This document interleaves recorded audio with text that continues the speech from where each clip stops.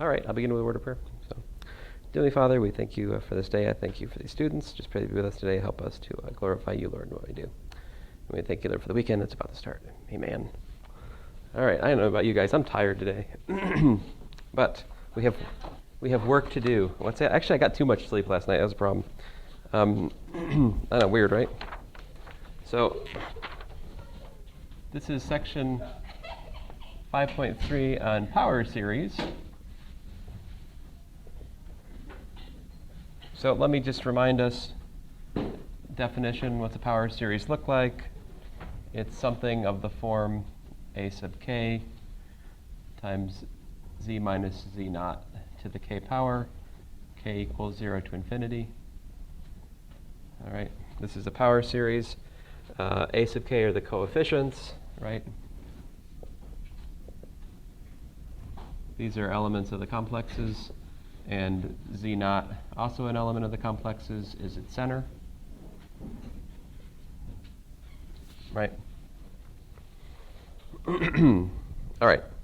Last time I presented for you Abel's convergence lemma, which stated the following: if the sum of a sub k z to the k has s and m greater than 0, such that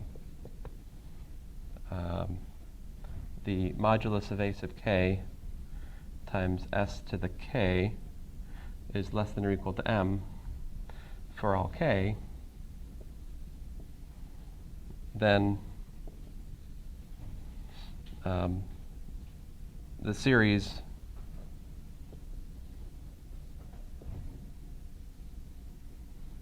and I should say power series to be more specific, but the series a to the k, a sub k z to the k, is normally convergent.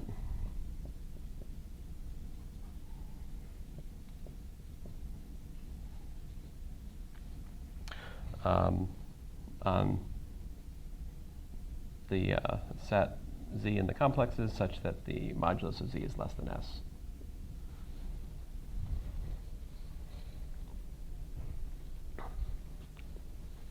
So what that means, right? Remember what that means? That means if we look at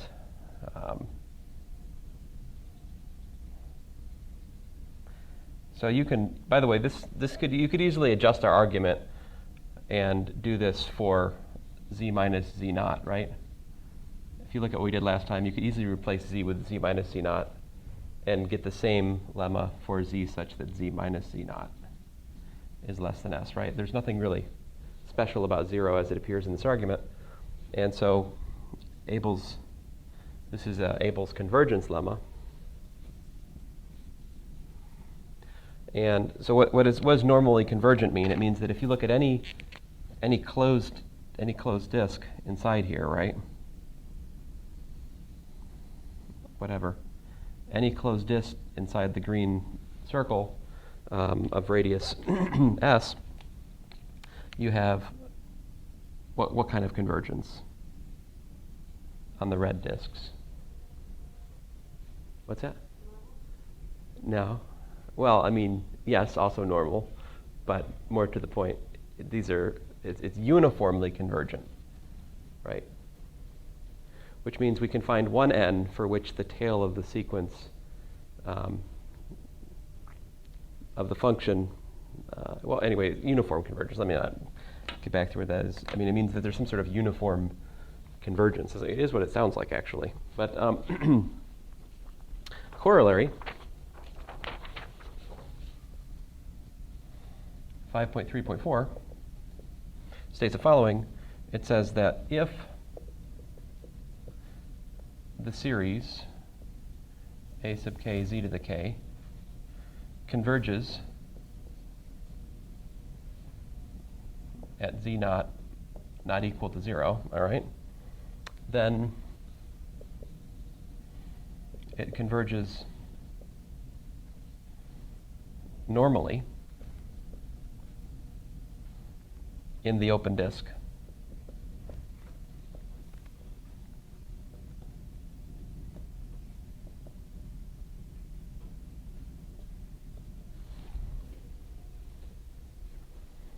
All right.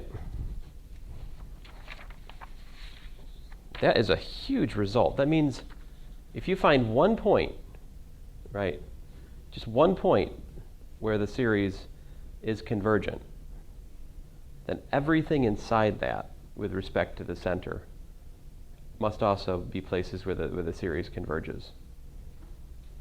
See what that's saying? If I look at 0, right, and out here, say at z0 equals to 3 plus I, for example, we have that the given series converges. If somebody asks you, does that power series also converge at z equals to, minus 2I? Does the series also converge at that point? The answer is yes, because the modulus of z0 is the square root of 10, whereas let me call this z1, whereas the modulus of z1 is 2, right, which is less than the square root of 10.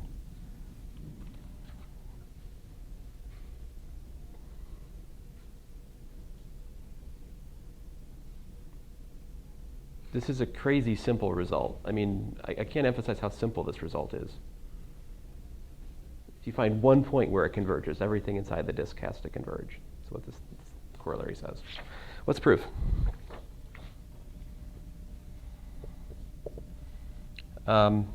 As the sum a sub k z to the k, z naught to the k converges, what does that mean?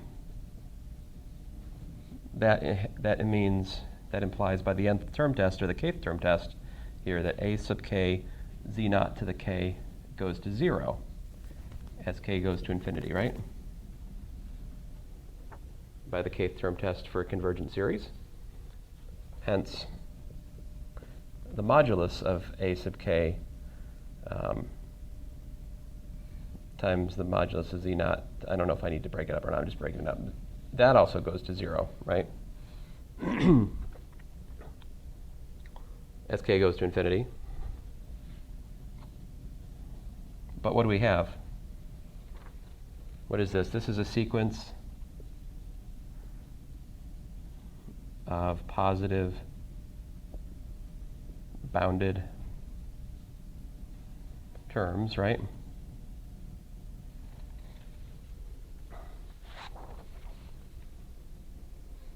Well, I mean, it is positive terms and it's convergent, hence it's bounded. Positive terms, logic here. Sequence of positive terms which converges, that implies that a sub k z naught to the k is less than or equal to m for all k. That's a theorem of real analysis. Which is that theorem? Do you guys know its name? That a sequence of positive convergent terms must be bounded. Does that sound familiar at all? Yeah, well, it'll soon take real analysis. It will become familiar to you there. Anyway, so there it is. So what's that? I believe it's the bounded monotone sequential convergence theorem. That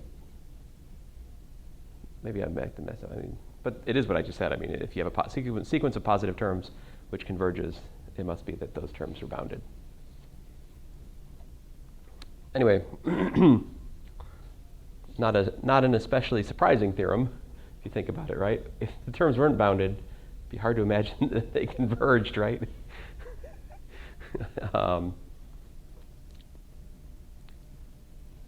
Anyway, my point here is then what is the finishing blow here? What have we shown?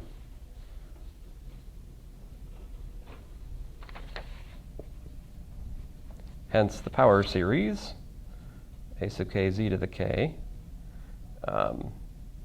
satisfies Abel's lemma for modulus of z less than modulus of z naught. Right? Because that's what we needed, that you can bound the what's the s? Yeah, S is equal to the modulus of Z naught in the application of Abel's lemma here, or Abel's lemma, depending on where you're from. All right? Is good?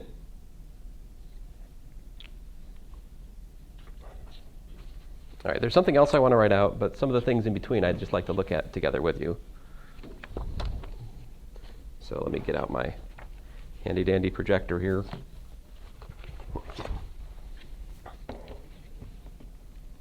What's that? Yellow. Yeah, let's find out sooner rather than later. Right. Faster.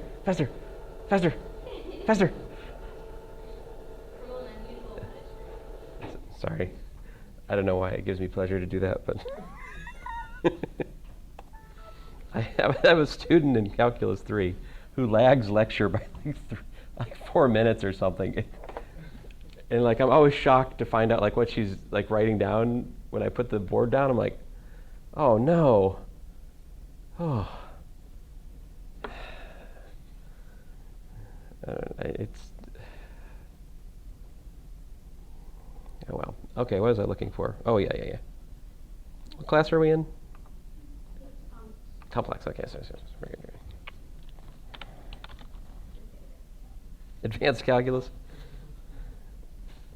Oh, what? Oh, all right. Here we go.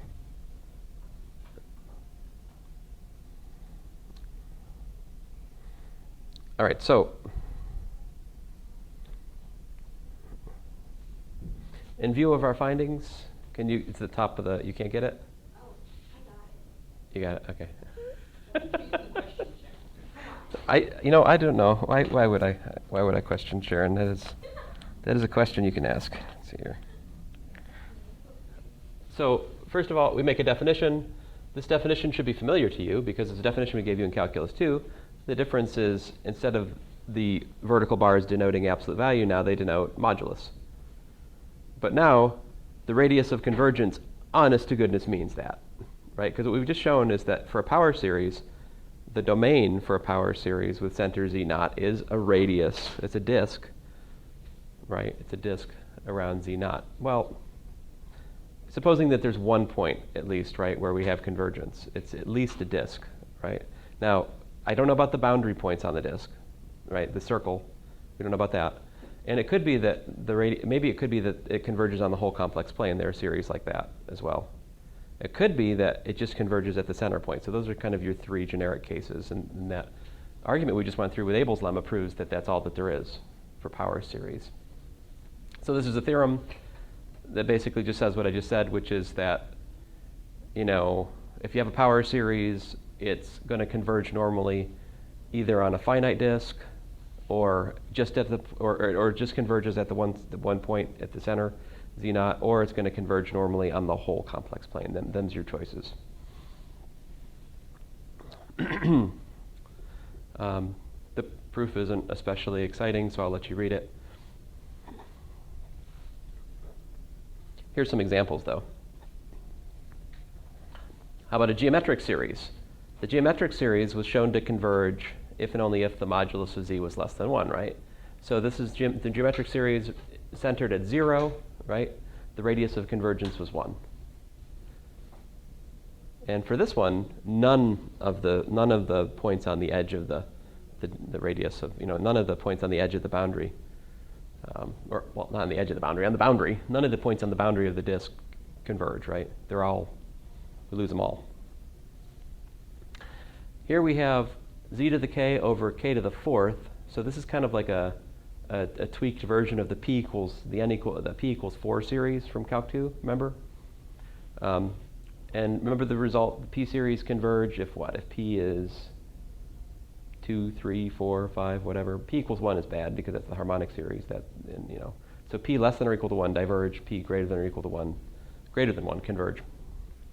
That you can prove that by the integral test, you may recall. Anyway, the point is, this series has a majorant 1 over k to the fourth for modulus of z less than 1, right? You can see that if you take the modulus of z to the k over k to the fourth, that's less than or equal to 1 over k to the fourth, provided the modulus of z is less than 1. Everybody agree? So And I know that is a majorant because I know the k equals 4, the p equals 4 series, right? That converges. So this given series is normally convergent on, modulus of z less than 1. So you guys, one of the nice things about talking about normal convergence is it doesn't concern the boundary, right? So it's a way of sort of saying, okay, well, we know it converges uniformly on closed disks inside the unit circle. I haven't committed to exactly what is the domain of this power series, right? If we're greedy, we make the domain as large as we can. What would the domain of this power series be? Certainly the open disk, but what can we throw in any points on the boundary?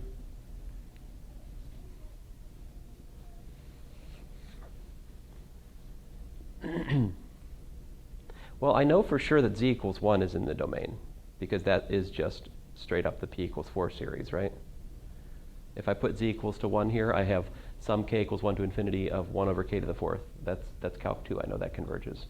Likewise, if I put minus 1, I know we're good because that's the alternating p equals 4 series, which also converges. Things other than that, I don't know about right off the top of my head.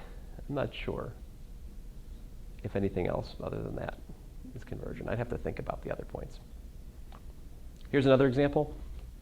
Z minus I to the 2j minus 1 to the j over 4 to the j, right? So here's power series centered at I, and it's actually geometric, right? How can you tell it's geometric?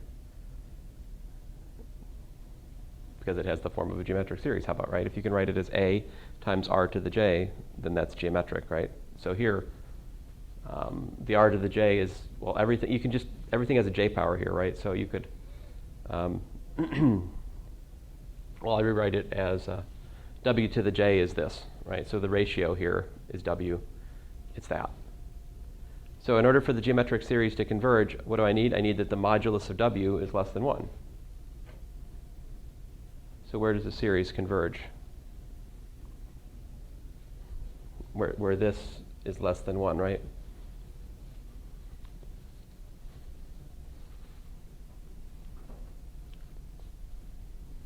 How do you get modulus of w less than 1? Well, that would be this less than 1, right? Which you can rearrange to give you that the modulus of z minus I is less than 2. So, in other words, that given series represents this function, 1 over 1 plus z minus I squared divided by 4. It represents that function on the disk of radius 2, open disk of radius 2 centered at I. Right. And again, we have center I, and we have radius 2. Here's one that only converges at 0. If you look at k to the k, z to the k, this behaves very badly. This diverges if z is not equal to 0 by the nth term test. What does k to the k do if you multiply it by any number to the k power? What's that? Yeah, it explodes, right? So that diverges by the nth term test. Or I guess you could say the kth term test here, but I'm stuck on nth term test from my calculus 2 teaching. This one, k to the minus k on the flip side, has r equal to infinity, because basically you're looking like 1 over k to the k, but k to the k goes to 0 very, very fast as k goes to infinity. So, but anyway, that we can prove by theorem 5.3.17, which I'd like to present to you today. So let me go on here.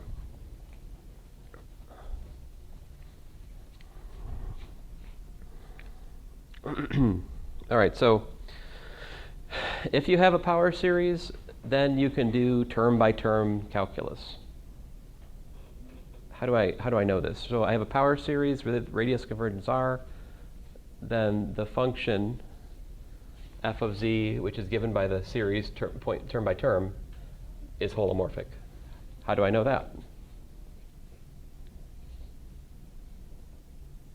Why would a power series be holomorphic? What has it done? It's the limit of a sequence of partial sums, right? What functions are forming the partial sums? Power functions, right? Constant like a sub k times z minus z naught to the k. Is the monomial a sub k times z minus z naught to the k, is that function holomorphic? It's a polynomial, right? It's certainly holomorphic. It's complex different. In fact, it's entire. It's holomorphic on the whole complex plane. So we have a sequence. Everything that we're building the partial sum from is holomorphic, right? So the sequence of partial sums is a holomorphic sequence of functions, right? And so we get that it is, well, so there's that. So let me just go through the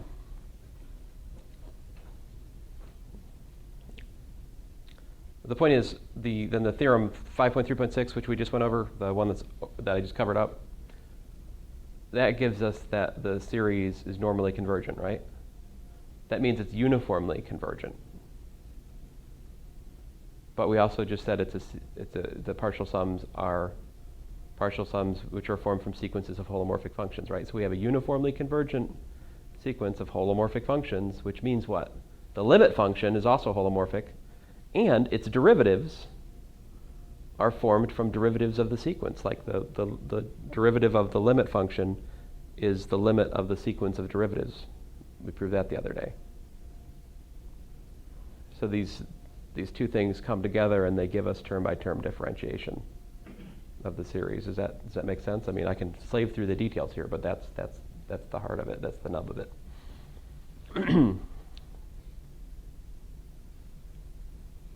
So what I do is I just say, okay, so it's, like I said, it's normally convergent, which means that f of z is holomorphic because it's uniformly formed from a uniformly convergent sequence of holomorphic functions. And likewise, the derivative and second derivative and so forth are formed by series of derivatives of the holomorphic functions, and so we can calculate. And then it's just an explicit calculation. So df k dz. So the kth function in the sequence of partial sums would be a sub k times z minus z naught to the k, right? So if you differentiate that, you get this, right? If you take the second derivative, you get k times k minus 1 times that, right? And then you can relate the derivatives to the coefficients by our usual arguments, right? If you plug in the limit, if you plug in z naught, what happens is only the constant term remains, right? Because all the higher terms in the power series drop out. So evaluation picks off the constant term. If you differentiate the series, right, then evaluation picks off the linear term. Differentiate twice, evaluation at z naught picks off the second derivative, the second coefficient. But now there's a multiplication, right? Because if you plug in for the k equals 2 case, this is just 1, right? So you don't get, when you evaluate this at z naught, you get 2 times a sub 2, right? So f prime prime of z naught is 1/2. F prime prime of z naught divided by 2 is going to be a sub 2, right? I mean, what I'm trying to describe to you is just Taylor's theorem, right? So if you differentiate k times, you get this. When we plug in z equals z naught, the only thing that survives is the j equals to k term. When j is equal to k, this reduces to what? This reduces to k factorial. And so there we have it. The coefficient in the power series is given by the kth derivative evaluated at the center divided by k factorial. And I mean, this calculation I'm running through pretty fast is the same calculation you should have seen in Calculus 2, right? What's new is that we've given you a careful proof that in the complex domain, it's convergent on some disk, which we can find. Anyway, let me put this, well, actually, so a couple more examples.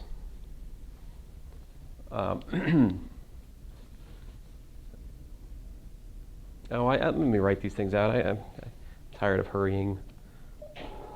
I'll hurry through proofs, but I don't want to hurry through these examples.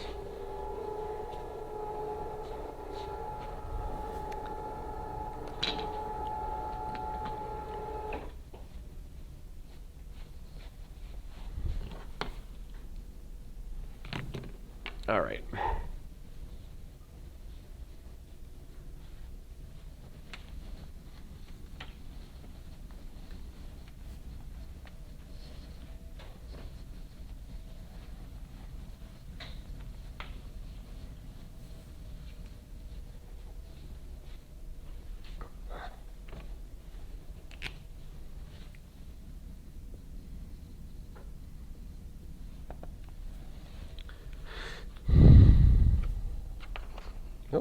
Where do I?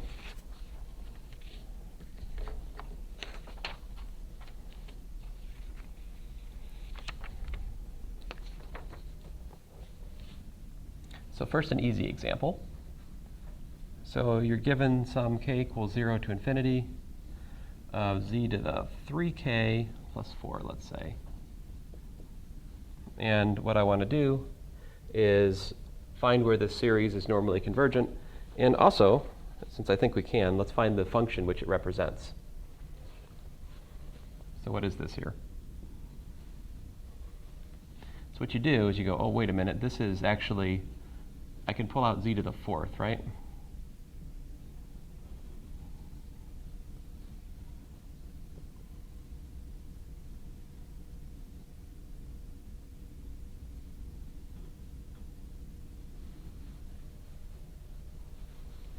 So with that, I can see that this is geometric, right? I could say, okay, so that's z to the 4th times what? This is 1 over 1 minus z cubed, right? So geometric series, we need what? Modulus of z cubed, well, minus z cubed technically. Wait a minute. No, just z cubed. I mean, stupid. I want to look at the modulus of minus z cubed, not modulus of z cubed. Doofus. All right. So, oh, I'm sorry. Do you have relatives named Doofus? No? Okay. Oh, there you go.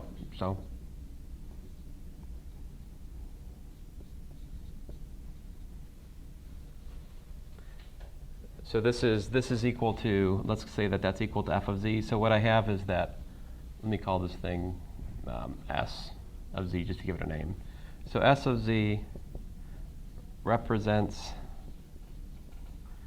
f of z on the open disk, right? I mean, in particular, this is normally convergent, right? On modulus of z less than 1.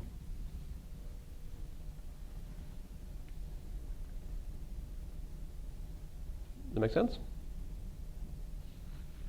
I hope.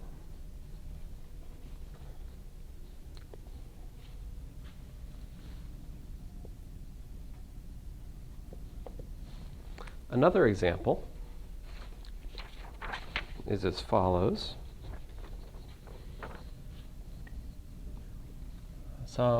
We get a lot of mileage out of the geometric series result, okay, guys?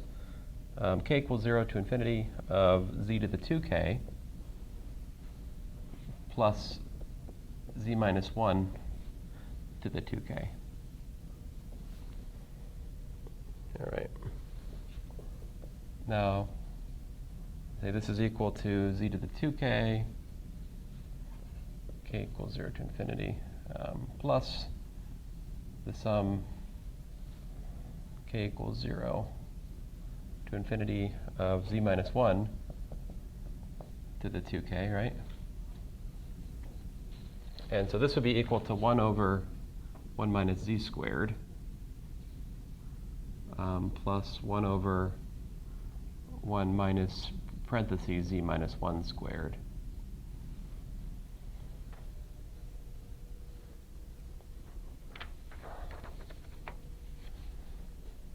Now, let's think about this geometrically for a second here. It's safe to do so. Michael's gone. Let's see here. Sorry. So this is normally convergent on modulus of z less than 1, right? This is normally convergent on modulus of z minus 1 less than 1. If I were to write these on the same,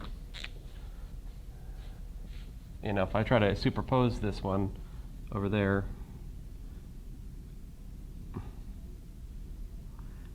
here's the place where they're both convergent, right? So this calculation actually only makes sense on that region. What's that called?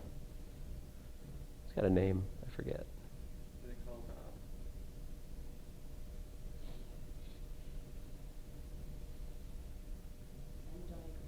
A Venn diagram. Hey, actually, I'll take it. I want to say they're called a loon. It's either a loon or a lemon skate or something like that. Yeah, a loon. I think loon is right. Yeah, but the answer of Venn diagram is not at all a loony answer. Let's see here. Oh, I'm sorry about that. But why? Wait, but wait a second. What's going on? This is not a disk. We just got done proving that power series they converge on disks. What's wrong? Why didn't we get a disk?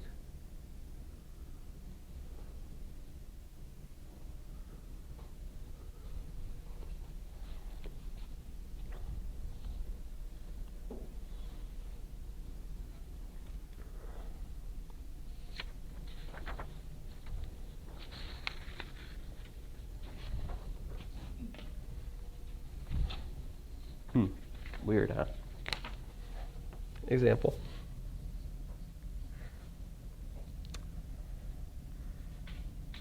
Well,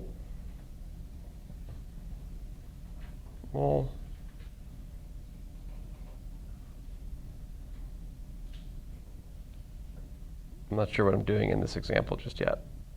It's been a while since I wrote this, you know. Oh, okay, so consider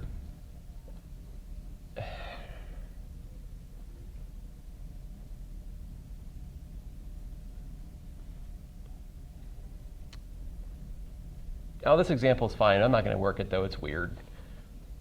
So let's look at f of z. Oh, I'm sorry. Is that bothering you? There's this. No. There's a simple answer. Is this a power series? This is not a power series. It's like a power series, but it's not a power series. That's the problem. You're not taking a sum of monomials at a certain center.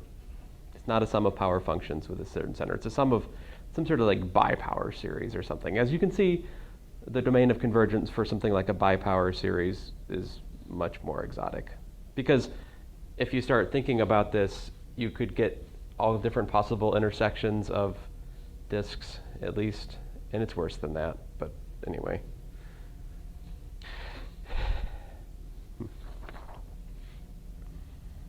Anyway, there is many unanswered questions about these kinds of expressions, but we don't care because our focus is on power series. All right, so f of z equals to log of 1 minus z. Let's see if we can't find the power series of this and find out where that power series is normally convergent. All right.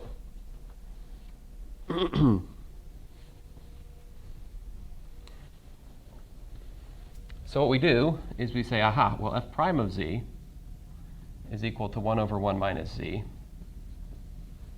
right? And we're working with the principal log, so that calculation is allowed as long as we're away from this bad place. So, for example, over here at 1, we're okay, right? Now this, it's tempting,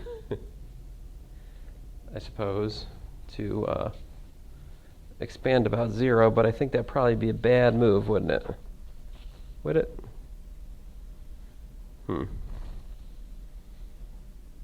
Well, that's what I do.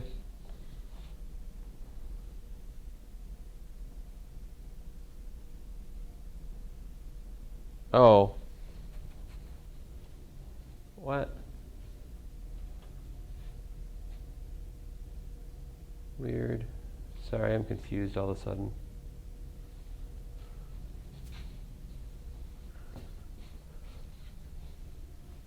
Well, first of all, that's the wrong picture, right? Because we're not looking at log of z, we're looking at what? log of 1 minus z. Anyway, let me go on with this calculation, and we'll try to think about what it means as we go on here. So this would be the sum, what?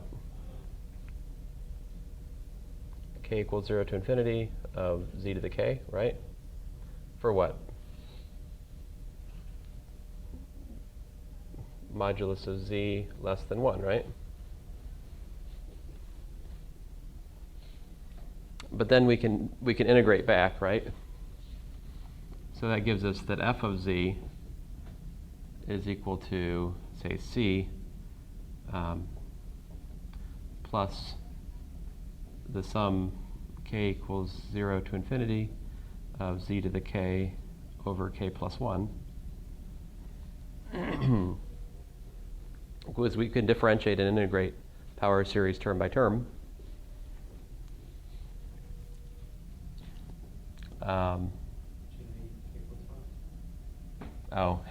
Sorry, thank you.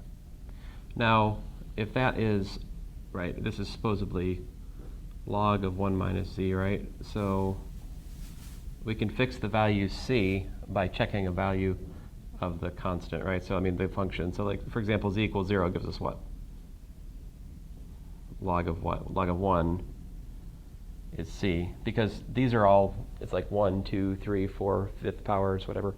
The point is when you plug in 0, the series is all vanishing. It trivializes when you plug in z, right? So it just leaves you with c.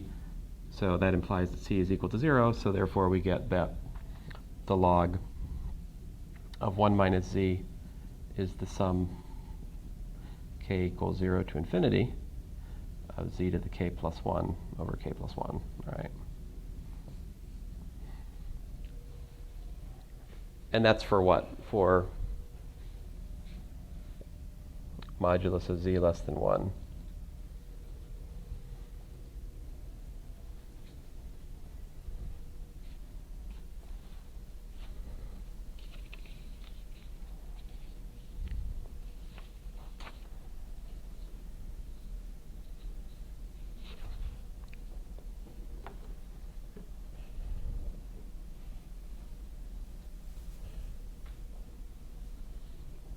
Let's see here. If we try to understand this, what's going on? We have the center is where? At 1, right?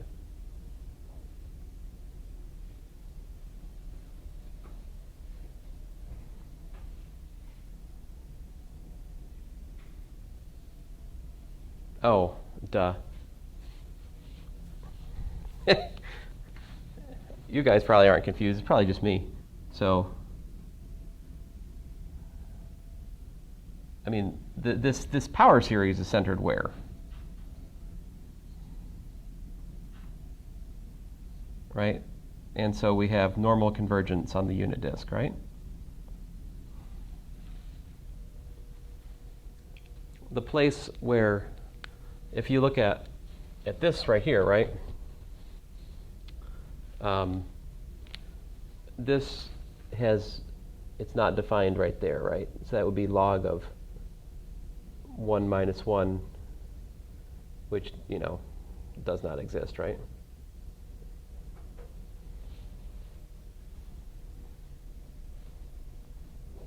And let's see, log of 1 minus z actually has its branch cut where?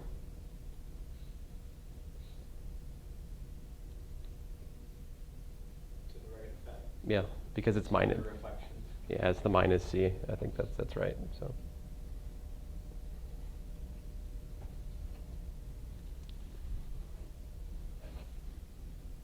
So that power series represents the logarithm of 1 minus c on that open disk right there.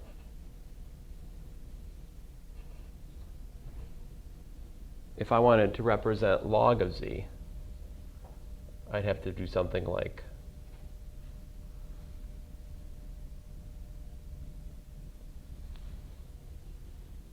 and then expand like that, because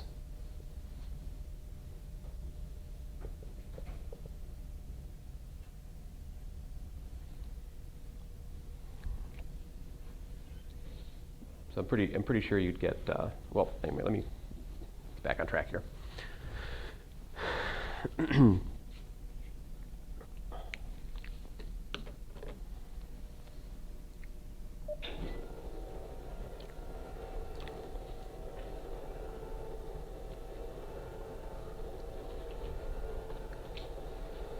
By the way,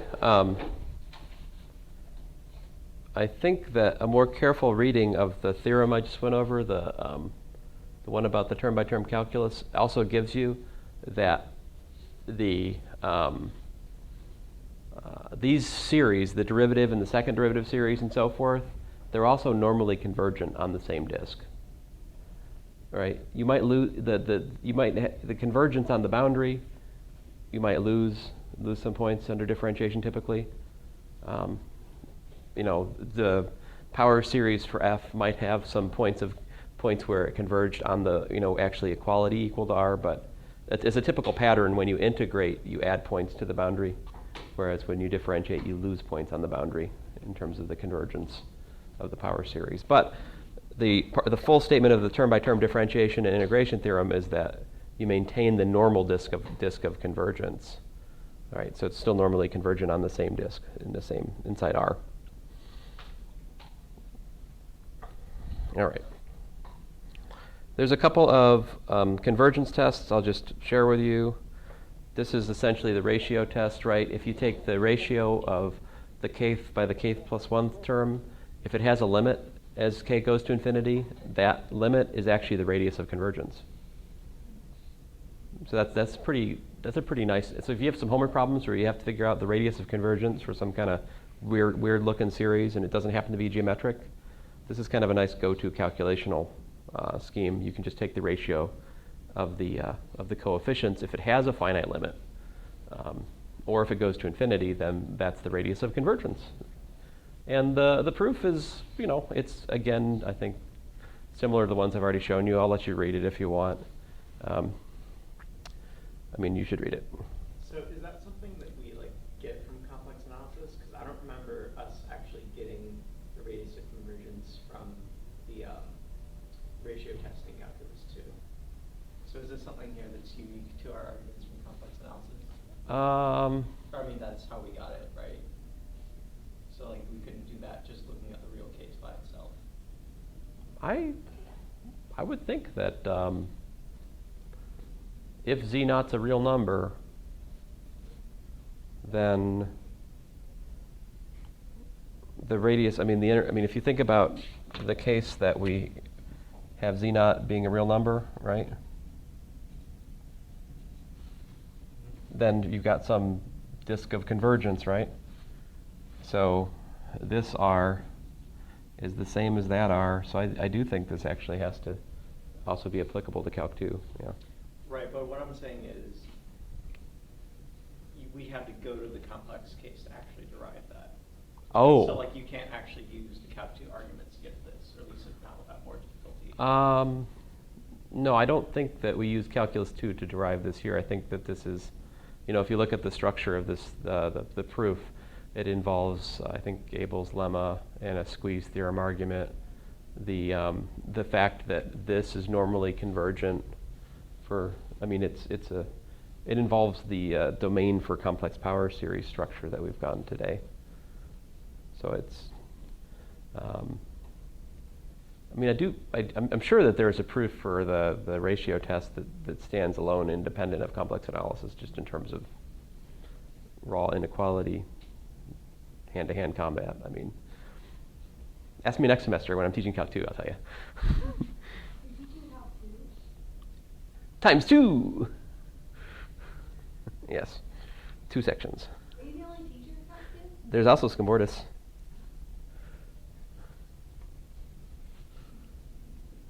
Yeah, next semester it's on.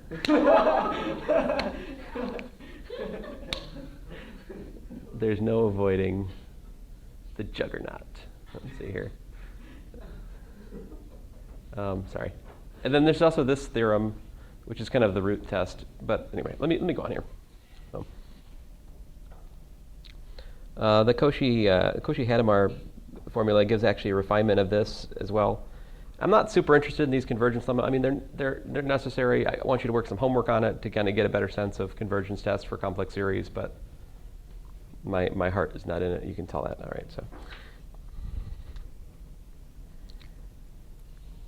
This is a big one. Suppose f of z is holomorphic, all right, for a disk of radius rho. All right. Then f of z is represented by a power series. A sub k times z minus z naught to the k power, summed from 0 to infinity, where the coefficients are given by the kth derivatives evaluated z naught. Okay, that's not particularly surprising. That's calculus 2. Or when the power series has radius of convergence r, well, excuse me, that's still part of the same thing.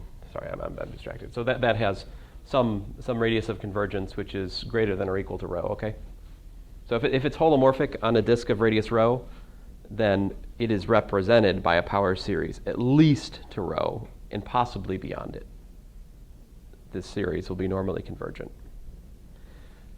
The example I just showed you with log, showed you that power series represents the logarithm centered at the origin, but it can only get to that log is not holomorphic at 1, right? And the domain of the power series which represented it just got up to that. It couldn't get past it.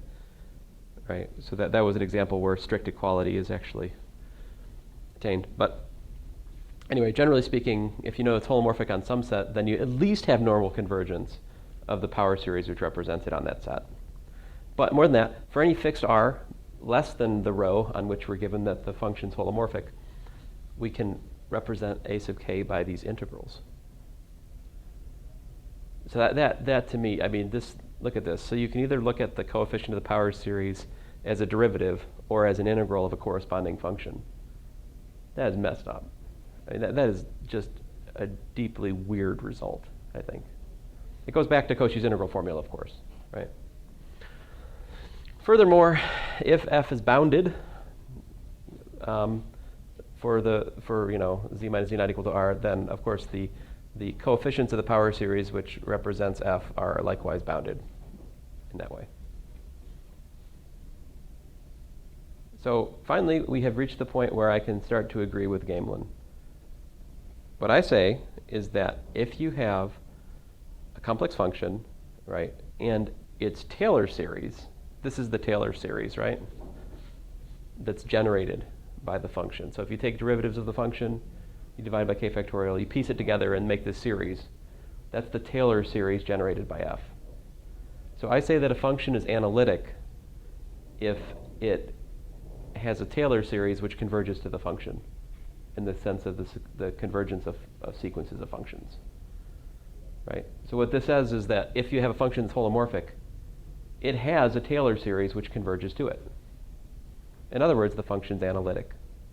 So holomorphic implies analytic is the point, and vice versa. We now have that. But I like to use the word analytic to reference the power series structure underlying the function, whereas holomorphic was just something that said, we have complex differentiability on arbitrary open disks in the domain. See the distinction? I mean, there's a very big distinction. I want to separate those concepts in our mind because I think analyticity is something very special and different, and we're now just starting to explore what that is. By the way, I don't think the homework needs to be pushed back because we're actually on track, and the homework was not due when I thought it was due. It's a little ways away still, right? And besides, I probably assigned you problems which I already have solutions posted to, if I had to guess. I'm kind and gracious and don't go back on my word and don't have time to make up new problems at the moment. Yes, that's also true. But let's go with the kind and gracious thing. Anyway, guys, thank you for listening. The proof of this is really cool. It basically uses, I'll probably go through this at the start of the next class because I think it's an important calculation to see. You get to see what's known as the Cauchy kernel. But it's essentially, geometric series is always geometric series. Geometric series essentially derives this. It's always a stupid geometric series. Anyway, I'll shut up. Thanks, guys.